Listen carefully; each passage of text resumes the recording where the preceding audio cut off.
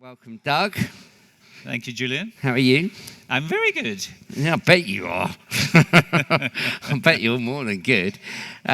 So, Doug, come on, for those the uninitiated, give us a quick potted history of your life through exhibitions. Well, like most people, I sort of fell into it, as someone said this morning. 30 years ago, I joined Blenheim. Blenheim was really the dynamic player in the market. It was competing head-to-head with Reed at the time. Those were the big two. Blenheim was very dynamic, very fast-moving, very sales-orientated, very deal-doing. And Reed was Reed. Very slow, bureaucratic. And we always used to say, if Reed beat us to a deal, we should just give up. So that was the ethos within Blenheim. And then Blenheim got bought by what became UBM. I stayed on for about 18 months and then became the first employee of Tarsus in 1998, so 25 years ago. And we built Tarsus up from a very small business. The first show that we bought was Label Expo. That's how the business started. And that was, I think I'm correct in saying, about a £5 million deal at that point in time. And then in March earlier this year, we announced the sale of Tarsus to Informa for $1 billion. It's all right, isn't it? So very similar journey to most of us then.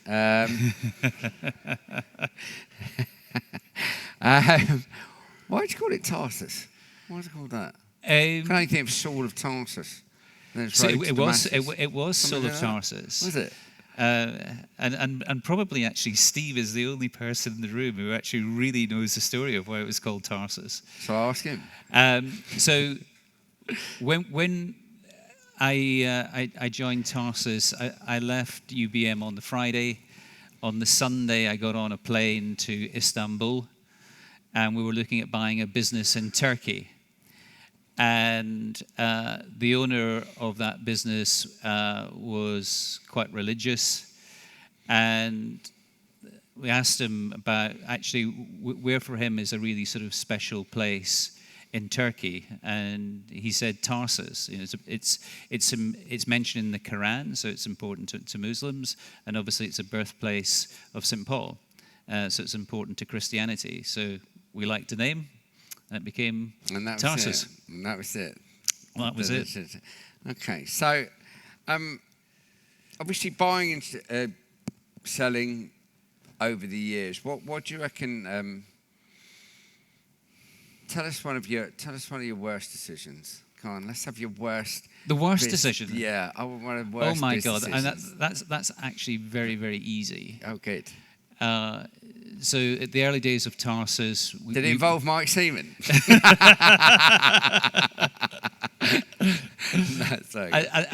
And there's a lesson here in that we Tarsus got built up quite quickly. It was a public company. The stock market got very excited. And for those who are old enough to remember, suddenly the internet took off. And the internet took off in sort of 99, 2000. Everybody wanted to get into the internet. We wanted to actually invest quite heavily in that. And we bought a company called Martex. Oh, God, yes. And I don't know about this. I'm trying to think how much we spent, but it was like 20, 30 million. And it was a total disaster. Was that Joshy? Yeah, Frank Joshi. You're quite right. And basically what they were doing was taking trade association directories and creating online exhibitions. Have you heard this sort of story? It gets recycled every few years, and I think the big lesson I think was twofold. One was getting carried away when there's a new technology that we think is going to disrupt and build upon what we're doing within the show industry, and I think the other thing, and it's been a really, really hard lesson in that we invested really heavily in recruiting sales and marketing people to build that business really quickly. And over a short period of time, we hired 80 people. And then the dot-com bubble burst, and we spent a lot of time getting rid of those 80 people that we'd brought into the business. So it was a very expensive lesson about trying to actually follow the latest trend and actually trying to grow a business far too fast. And when it stops, it's a really painful process to downsize that business. Gosh, yeah, no, I do remember that. I think. Oh yes, I've never forgotten it. Thank you for reminding me. So, you're known as this kind of human dynamo, never stops working, got bags of energy, and you wish you'd be smiling. So, come on, you do all this running, don't you? Yeah. Come on, how do you keep going the way you do? What's your secrets? Well, I think running is, in a way, a sort of a way of thinking about issues during the day, but it's a discipline. I mean, I train every day roughly at the same time. I'm just trying to get it done, get it out of the way, and actually over time, that consistency, just like in business, if you keep doing things, and eventually, good things will happen. And I think, in terms of the younger people coming into the industry, I think they just expect things to happen, too quickly. And, 90% of the things that we do are actually quite mundane and boring. It's not all sort of glitz. It's not all about the 3-4 days at a show where you're having a great time with your customers and then at night you're having, parties. I mean, that's the good bit. But actually to get there, you've got to put in the hard yards. And that's what running has taught me. It's about imperfection. I mean, shows are about imperfections. Actually, every show we have, we think we can improve, and then we want to make it better because we want to have the perfect show. And that's what running's all about. Every single run is usually a grind, and then occasionally you'll get a good one. And it's that good one that propels you out there the next day. Because I don't mean if you all know this, but he goes on these mad runs with lunatic friend M.I.C.E. What was the last one you did? 90 hours. 96 miles. What the hell is that? Up and down mountains. That is. Well, is that fun? Well, the hardest part actually was having 34 hours of listening to Mike's chat.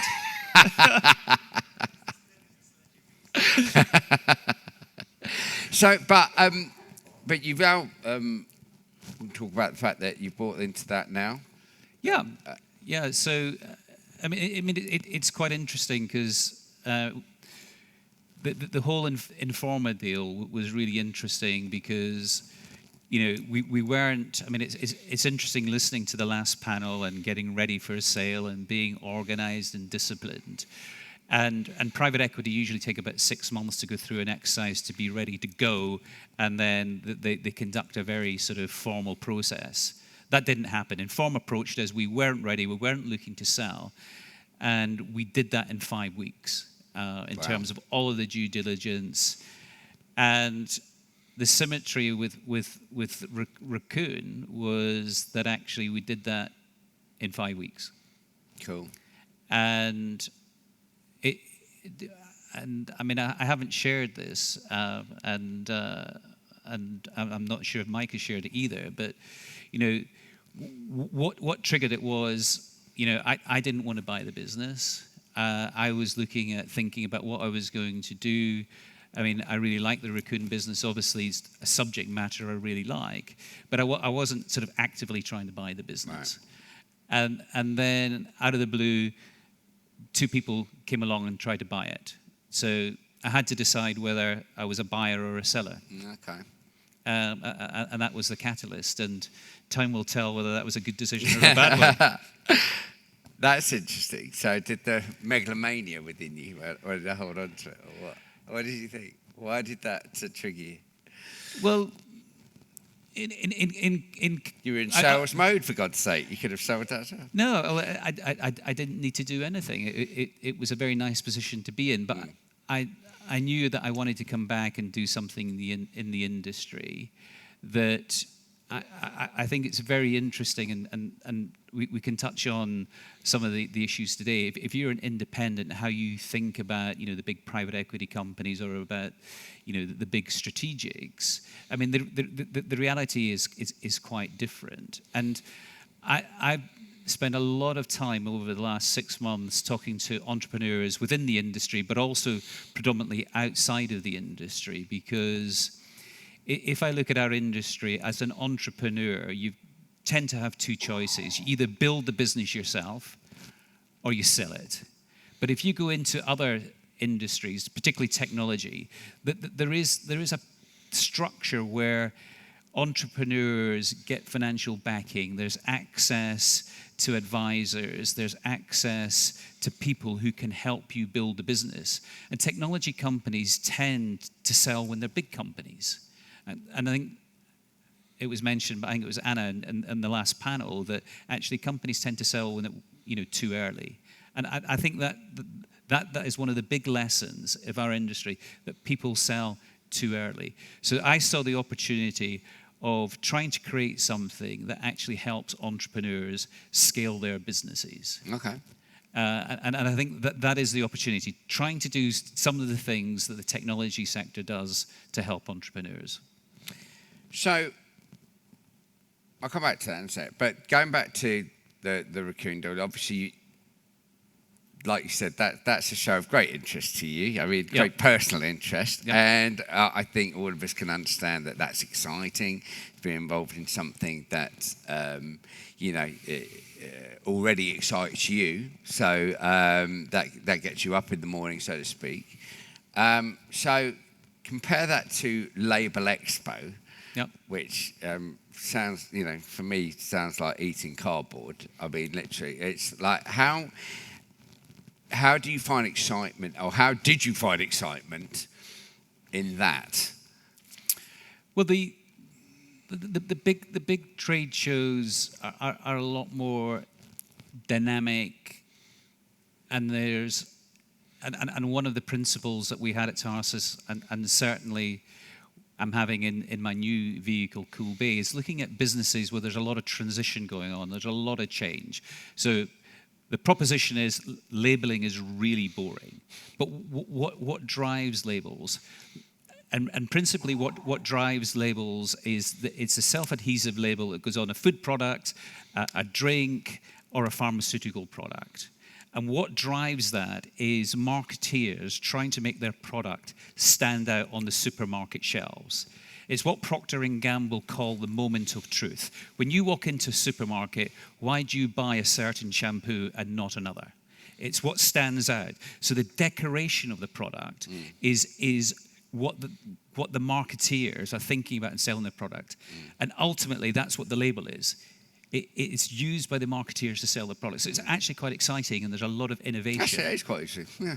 And also, I mean, I've changed my mind. M.I.C.E sounds boring now.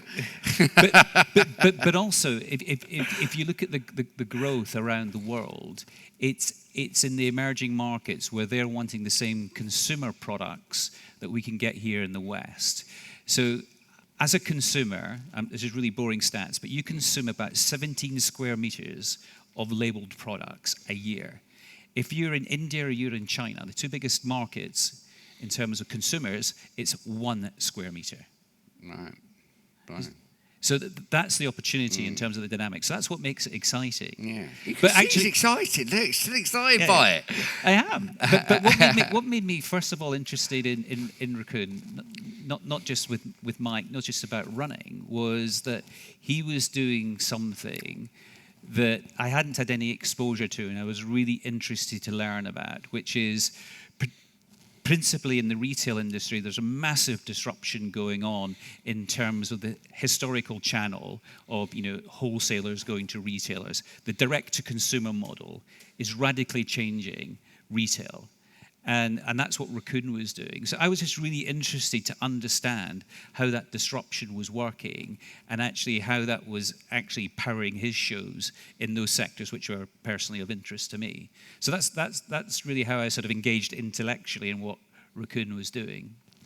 And what do you think, on that basis, what do you see the exhibition organisers' role as, or the community holders' role as? I mean, is it our job to disrupt? Is it our job to reflect? I mean, compare your time with Label Expo, if you like, and Yeah. what is our job? What should we be doing? Should we be pushing, pulling, reflecting? What? We're there trying to help the buyers and sellers get solutions or educate them in terms of the disruption that's going on in their market and what they need to do to change their businesses. I think those are the big things. And, you know, are we in the data business? I don't think we are in the data business. Don't? I don't. You're not having that? I'm not having that. I mean, data is a part of it. Data is the process.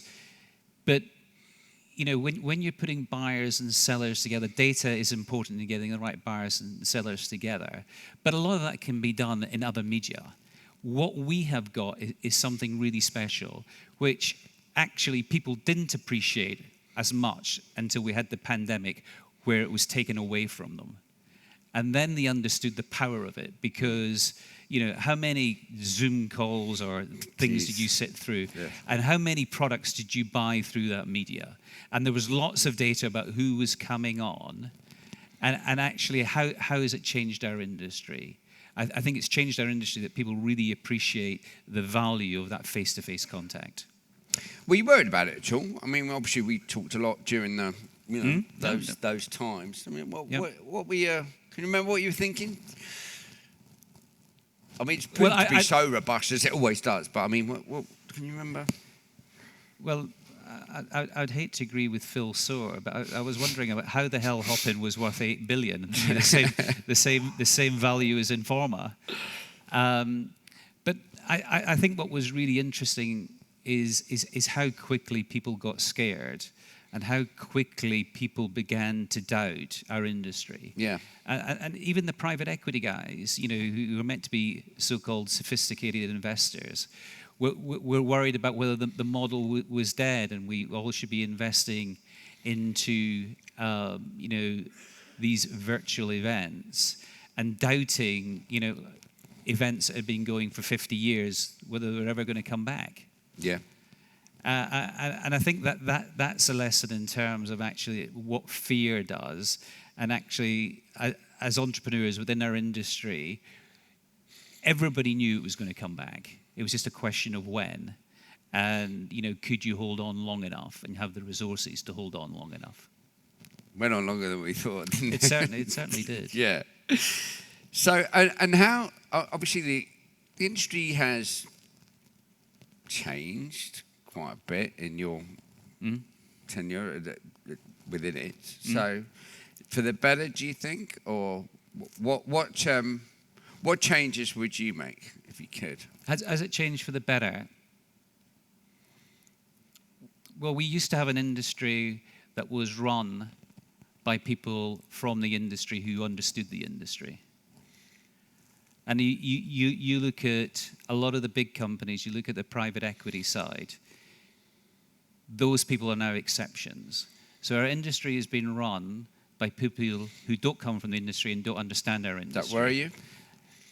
I think if I was an independent, that would make me very happy, because it's a big opportunity. Right. Because, you know, you might worry about these big guys out there, but actually, you know, look at some of the horrendous mistakes they've done. I mean, let's use an example. UBM.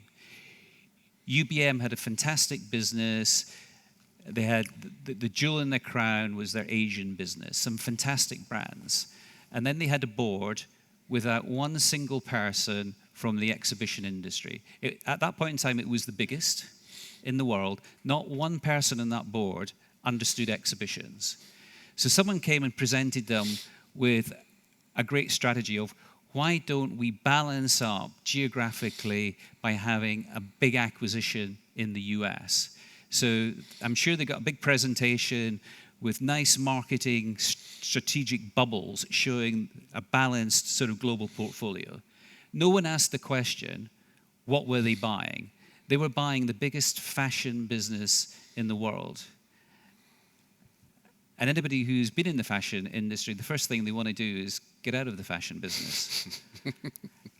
So they bought into a business that they didn't understand, that's been hugely problematic for them. And if they had, I would suggest, someone who knew the industry, they would probably have cautioned against that particular acquisition because of the dangers of the underlying sector. Because the fashion industry, you've got to be really close to. You can't have a big bureaucracy running something that's moving that fast. And I think the other thing is the big move of private equity. Private equity have come in, they run financial models. And certainly in my experience, they're only really interested in the numbers. It's all about the cash, the rebook, the quality of earnings. God, how many times have we heard that today? Yeah. And who actually talks about what is really important? What's really important in our industry, like in all media, is about the audience. It's the viewership, it's the readership, it's the attendance. And certainly in my experience, that was something that private equity not really interested in. They're interested because we don't get money from the audience. Well, what happens if the audience don't turn up? Yeah, that's mad, isn't it? And those are big changes, and that really worries me because it's only a matter of time before someone makes a huge mistake because actually they're looking at the wrong thing. You know, like UBM. Yeah. And what about, I mean, looking at the UK, obviously you've dealt a lot abroad, and looking at the UK now, I mean, how do you see, it's a very busy marketplace. There's nearly, I think, 300 independent organising companies, which is fantastic, and there's no barrier to entry, obviously, to becoming an exhibition organiser, starting your back bedroom, etc. But it's quite a sophisticated market in terms of getting an audience. So are your thoughts still to look abroad for opportunities as well, or do you think there's enough here? I think it's really interesting. I mean, I've been out of the UK market for 20 years. In 2003, we sold our food business, Organics, to Diversified. We sold Exhibition Bulletin to you. Yes, I remember. And we got out of the market. And why did we get out of the market? Because we took the strategic decision was that the UK was a small, high-cost market. So unless you had volume or you were particularly niched, it was very, very difficult to make money. And that there was better opportunities outside. So, for 20 years, Tars has been 100% overseas. But actually coming back in and looking at the UK market, I would sort of make a number of observations. I can't believe that we don't bang on enough about that we are a world leader in this industry. Yeah, true. How many industries are the UK a world leader in? Yet we don't talk about it. The three biggest organisers in the world are based here: Informa, Reed, and Clarion. And in terms of talent, without doubt, around the world, the UK organising market is seen as the best. You go everywhere in the world, you find UK people who are running shows. So we are very good at running shows outside of the UK. The other thing I would say is the UK has got some very interesting products that don't exist elsewhere. And they've probably got to a size where they're quite mature within the UK market, which is quite a small market, but it could be taken elsewhere. So I think we should really focus on what the UK is really good at. Is that we're the number one in the world at organising shows. We've got the talent. We've got some very interesting shows here that I think would do very well elsewhere. Yeah, I think people are still scared about taking those elsewhere. How do you think we, as an industry, can help that? Well, it's firstly around the sort of education, and it's a debate that actually Simon Kimball first raised at the AEO about 10 years ago, is that actually was the AEO fit for purpose? And I thought it was a very, very good question, because here we are, we've got all the biggest organisers in the world stuck in the UK, and the association was talking about the price of car parking at the NEC. And actually, as an industry, of course, car parking prices at the NEC is very important, but and very expensive. And very expensive, yeah. No, but actually, talking about the big strategic things and how do we help people go overseas is, I think, one of the big things for the association, but also actually how do we provide the right product for people who might not necessarily be operating in the UK. You look at Informa, and I think I'll be right in saying Informa have got one show of size in the UK. Yeah. Yeah. But they've got hundreds of people here in the UK. Yeah. So actually, how do you match that? And I think that's really the challenge, I think, for the industry going forward, is making sure we're doing the right things and not looking in, we should be looking out. And but also the audiences here are very sophisticated and harder to get. Do you think that's true? I think it's a cultural thing. I mean, I think, in terms of the UK, in the culture of going to exhibitions is not the same as a culture of going to an exhibition in Germany. It's a very serious channel to market. It takes up a huge amount of the marketing budget. I mean, pre-pandemic, the numbers used to be about 25% of marketing spend would go through the exhibition channel in Germany. Similar amount in the US, where you've got a culture of traveling salesmen going and selling product face to face. Whereas in the UK, historically, it was about 7 or 8%. And you just try to explain to your friends who are not in the industry what exhibitions are and what you do, and people just glaze over. But you go to other countries, people understand it. What can we do about that? I mean, that has been an age-old problem. What that does is stop us attracting talent, right? Which has been another kind of bugbear to chat about. Is there something that you think we should be doing? Well, I mean, the industry's tried different things over the years, and generic campaigns. I'm not sure that works. I think we've got to start from the ground up, and I think we're not very good at getting young people into our industry and training them. I mean, the model should be like a lot of businesses that are based on the key assets being the people, like financial services, accountants, lawyers, where actually they're taking graduates in, they're training them up, they've got proper processes, and we haven't got that in our industry. People learn on the job, or they learn over Zoom, sat at home. Yep. And that just is not how it's going to work. So I think we've got to start right at the bottom and actually have a proper professional structure to train young people out of school or out of university. Yeah. And there isn't actually a structured training program, is there, that we can all tap into at the various points. But yeah. So I'll go to the floor for any questions in a second. But just what now then? So you want to give back, you said, and go on. How are you giving back? Well, in terms of working with entrepreneurs, it's taking the experience that I've had over 30 years and helping them principally two ways.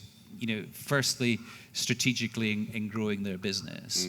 So, with Raccoon, I mean, Mike said publicly that, historically it's been direct to consumer. He's going to do B2B. And there's an opportunity to expand outside of the UK. Obviously, I've got experience in B2B. I've got experience outside of the UK. So it's providing that knowledge and help. And then it's about getting access to resource, whether that's financial resource or actually access to people to help build that business. And I think that, the way I look at it in football terms. I know love a football analogy. Love it. Come on, Doug. I know you like football well, sort of. You're a West Ham supporter.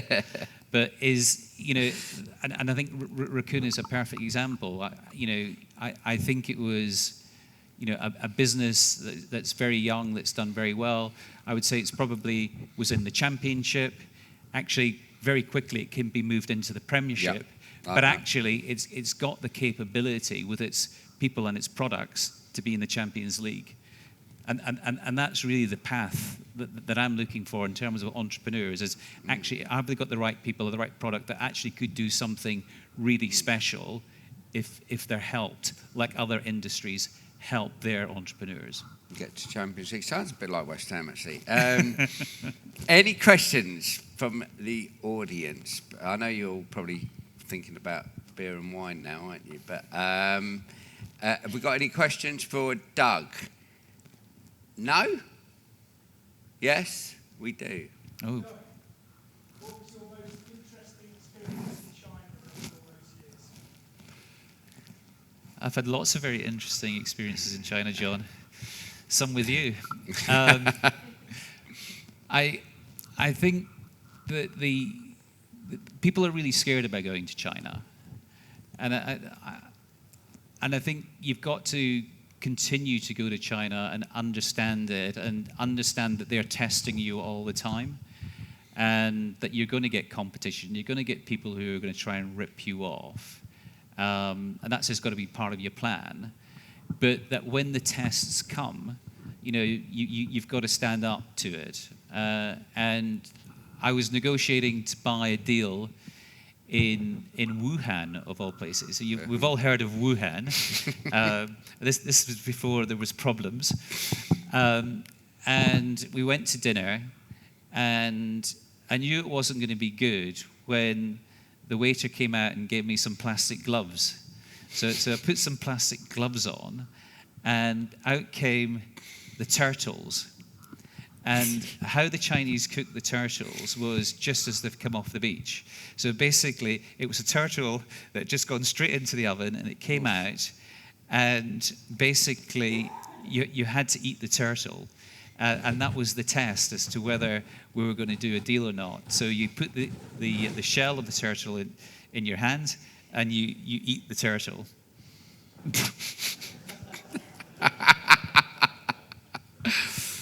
What was that like?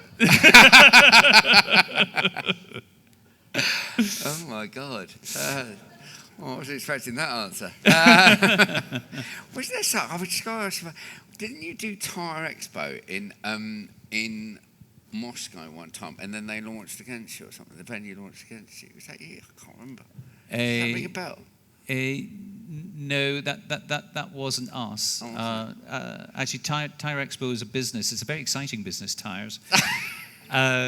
Even more exciting than labels. Is it? But it's one of the few businesses I've actually bought twice. Because when we bought Label Expo, Bratirex, as it was then, was in Harrogate. All right. And then we moved it down to Olympia. And then we sold it to the management, and they launched it in Russia, in Singapore, and in South Africa. Yeah. And then they eventually sold the one in Singapore to the Singaporean venue, and then we bought it off the venue. So I've been in the tire industry twice, and actually it's been a huge success. So there you go. Well, it's not all about exciting running shows. It's not, obviously. Any more questions for Doug before we go to a wrap-up? No, I'm going to leave it there. So, Doug, been wonderful career so far, but lots more to come from you. I hope so. Lots more giving back. It's been a pleasure having you on the stage today. Ladies and gentlemen, the legend that's Doug M.I.C.E. Thanks, mate. Thanks, Joe. Cheers.